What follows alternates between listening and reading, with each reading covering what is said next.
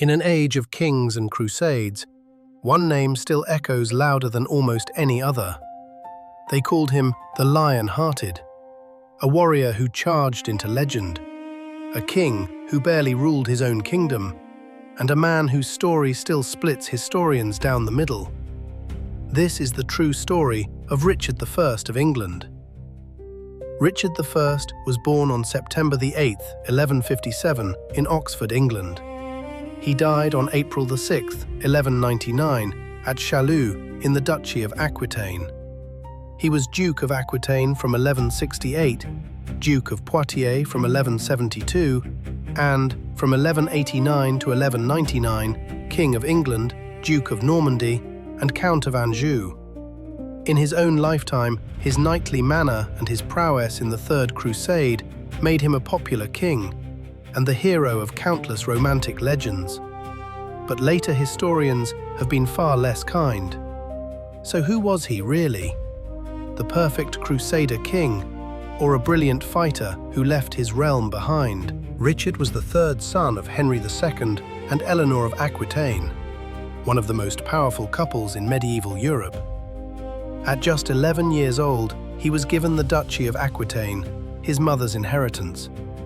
In 1172, he was enthroned as Duke at Poitiers.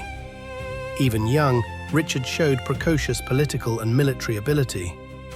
He won fame for his knightly prowess, and he quickly learned how to control the turbulent aristocracy of Poitou and Gascony. But like all of Henry II's legitimate sons, he had little filial piety, little foresight, and little sense of responsibility toward his father. In 1173 and 1174, Richard joined his brothers in the Great Rebellion against Henry II. The king invaded Aquitaine twice before Richard finally submitted and received pardon. After that, Richard spent years suppressing baronial revolts in his own duchy. His harshness infuriated the Gascons. In 1183, they revolted, calling in help from the young King Henry and Geoffrey of Brittany, hoping to drive Richard from Aquitaine altogether. Alarmed that his empire might break apart, Henry II brought the feudal host of his continental lands to Richard's aid. Then, suddenly, on June the 11th, 1183, the younger Henry died. The uprising collapsed. Richard was now heir to England and to Normandy and Anjou, lands that were regarded as inseparable. His father wanted him to yield Aquitaine to his youngest brother, John. But Richard was a true southerner. He would not surrender the duchy where he had grown up. He even appealed, against Henry II, to the young King of France, Philip II. In November 1188, Richard did homage to Philip for all the English holdings on French soil. In 1189, he openly joined forces with Philip to drive Henry into abject submission. They chased him from Le Mans to Saumur, forced him to acknowledge Richard as his heir, and at last harried him to his death on July 6, 1189. Richard received Normandy on July 20th, and the English throne on September 30th. Unlike Philip, Richard had only one ambition: to lead the crusade prompted by Saladin's capture of Jerusalem in 1187. He had little interest in planning the long-term future of the English monarchy. He put up everything for sale to buy arms for the crusade. Yet he had not become king only to watch the Angevin Empire fall apart. He broke with Philip, and he did not neglect Angevin defences on the continent. Open war was averted only because Philip also took the Crusaders' cross. Richard dipped deep into his father's treasure. He sold sheriffdoms and other offices. With all this, he raised a formidable fleet and an army. In 1190, he departed for the Holy Land, traveling by way of Sicily. In Sicily, Richard found the people hostile.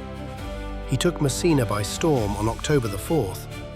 To keep the German Emperor Henry VI from ruling their country, the Sicilians had elected a native ruler, Tancred of Lecce. Tancred had imprisoned the late king's wife, Joan of England, Richard's own sister, and denied her the possession of her dower.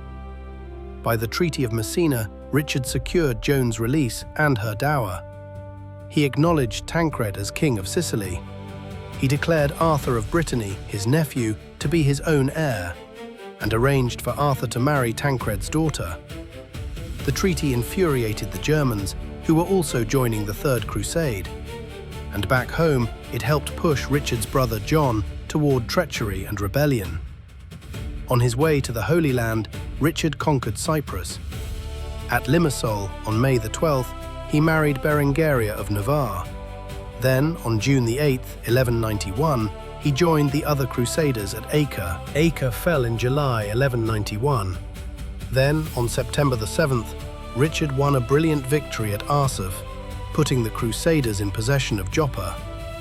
Twice, Richard led his forces to within a few miles of Jerusalem. But the recapture of the Holy City, the chief aim of the Third Crusade, eluded him.